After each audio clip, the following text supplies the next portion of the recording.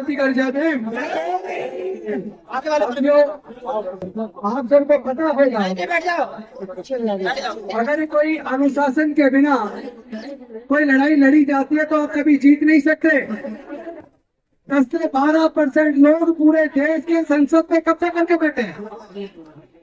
10 से 12% लोग केवल देश के सर्वोच्च न्यायालयों में सारे जज केवल 10 से 12% बैठे।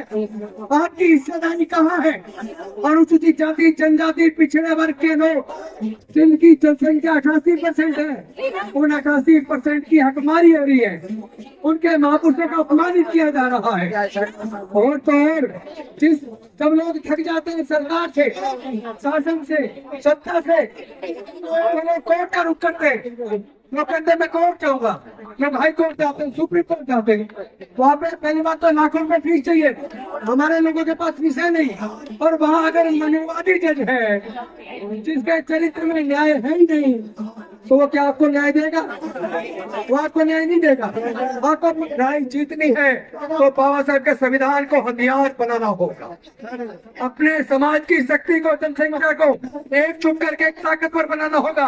हमारे समाज को तोड़ने के लिए केवल बाबा साहब की प्रतिमा नहीं हटा रहे, बल्कि सर्वोच्च न्यायालय के माध्यम से वो रिजर्वेशन जो डॉक्टर बाबा साहब अम्बेडकर जी ने हमारे हजारों साल के पढ़ने लिखने के रास्ते जो बंद थे, वो मनुस्मृति को ध्वस्त करके देश को इतना सुंदर संविधान देके हमारे पढ़ने के रास्ते खोले, एजुकेशनल इंस्टीट्यूशन में रिजर्वेशन देकर हमारे आगे बढ़ने के रास्ते खोले, सरकारी नौकरियों में हमारे रिजर्वेशन देकर आगे बढ़ने के रास्ते खोले।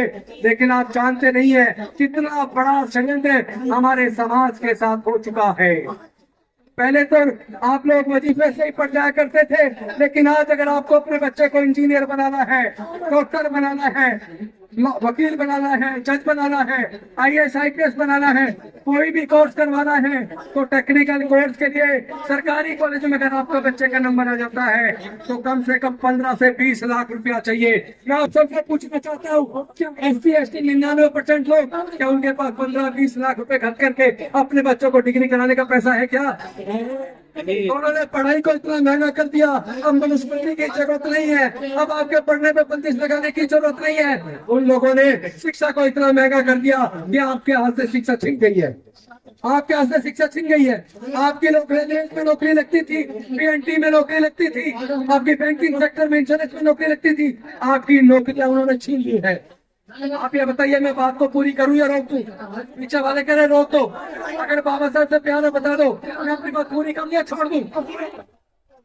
आप इस लड़ाई को लोग तैयार हो? मैं पूछना चाहता हूँ, मूर्ति को लगवाने की बात हम कर रहे हैं, लेकिन बाबा साहब के विचार पे चलने की बात करेंगे कि नहीं करेंगे? अंधविश्वास पर हम फैला रहे, हम उसमें घुसे पड़े। कौन है जो कावड़ लेने जाते? SC ST OBC के लोग कावड़ लेने जाते। हम लोग मंदिरों के बीच में लाइन लगाते, हम लोग, हमारा इस्तेमाल धार्मिक जुलूसों में, धार्मिक दंगों के अंदर होता है। उन्होंने नौकरी हमारी छीन ली है, ठेकेदारी पत्थर लाके हमारी नौकरी के आगे आने के रास्ते बंद कर दिए लोगों ने, और बाबा साहब की प्रतिमा हटाकर हमारा ये अपमान कर रहे हैं। ये पूरे दलित पिछड़े आदिवासी समाज का अपमान कर रहे हैं। उस अपमान का अगर बदला लेना है तो राजनीतिक रूप से भी जवाब देना पड़ेगा। ऐसा नहीं है कि जब चुनाव का टाइम आए तो जाके गुलाम बन जाते हैं। हमारे सांसद विधायक संसद विधानसभा के अंदर गूंगे बहरे बन के बैठ जाते हैं। अगर हमारे सांसद खड़े हो जाए, मूर्ति तो कल लग जाएगी, मूर्ति तो कल लग जाएगी। अगर SC ST OBC के सांसद के अंदर आज ही खड़े हो जाए, हजारों हजार लोग पूरे देश से आके बाबा साहब के सम्मान के लिए क्या लड़ाई लड़ रहे हैं। तो क्या संसद के अंदर जो रिजर्व सीट से जीत के गए 131 लोग, क्या वो संसद के अंदर खड़े नहीं हो सकते? क्या उनकी जिम्मेदारी नहीं है? अरे वो रिजर्व सीट से क्यों लड़ते हैं? जनरल चलो, अगर तुम्हारी हिम्मत है तो जनरल चलो। जब SC सीट से लड़के जाते हो तो समाज के स्वाभिमान के लिए, बाबा साहब के स्वाभिमान के लिए, हमारे समाज के आत्मसम्मान के लिए आपको संसद के अंदर संसद को बंद करना होगा।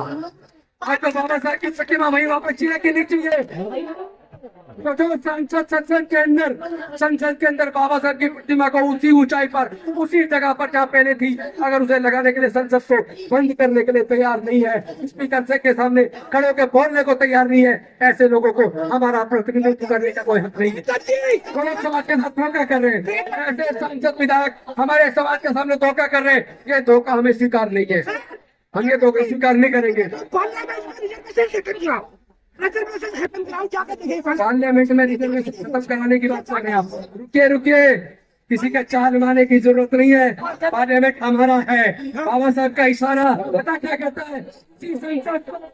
किसी संसद के अंदर से आपकी तकदीर लिखी जाएगी। आपको अच्छे लोग जिताकर संसद पे कब्जा करना है। इसीलिए उन्होंने डॉक्टर बाबा साहब की प्रतिमा को संसद के उस गेट के सामने हटा के कोने में लगा दिया, ताकि आप लोग जागरूक ना हो पाए, अपने अधिकार की लड़ाई को लड़ ना पाए। तो साथियों, मैं अपनी बात को यह कह के खत्म करता हूँ कि आज के प्रदर्शन कर देने मात्र से ये लोग रुकने वाले नहीं है। कभी आप सोचा आज प्रदर्शन हो गया तो मूर्ति लग जाएगी। ये लंबी लड़ाई है, ये लड़ाई लड़नी पड़ेगी, क्योंकि दूसरा सुप्रीम कोर्ट की जजमेंट के माध्यम से क्रीमी लेयर जो सब्जेक्ट उनको डिसाइड नहीं करना था, वो विचाराधीन भी नहीं था, उन्होंने क्रीमी लेयर लागू करने की बात भी कर दी। और साथ ही साथ SC ST OBC उनके बीच में, जातियों के बीच में बंटवारा करने की भी बात कर दी। क्या बंटवारा को स्वीकार है? हम लोग फिर के लड़ेंगे कि नहीं लड़ेंगे? जय जय जय जय जय भीम, जय जय जय जय जय भीम, जय जय जय जय जय भीम।